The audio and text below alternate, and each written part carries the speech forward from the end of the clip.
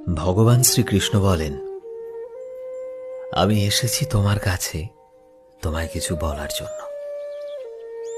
কাঁদছো কেন খারাপ সময় দেখে? এটা আসেই কিছু শেখানোর জন্য।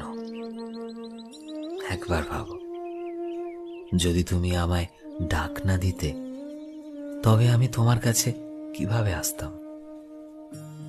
আর দুঃখই যদি জীবনে না থাকে, তবে আমরা সুখের মর্ম কিভাবে বুঝতাম?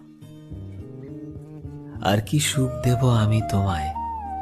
যখন কর্ণ আমায় ডেকেছিল, তখন আমাকেও যেতে হয়েছিল। কান্না আমিও করেছিলাম। যে গ্রাম আমায় পালন করেছিল, সে সব কিছু ছেড়ে আমাকে যেতে হয়েছিল। তাই মনে রেখো, দুঃখ কাউকে দেখাতে যেও না।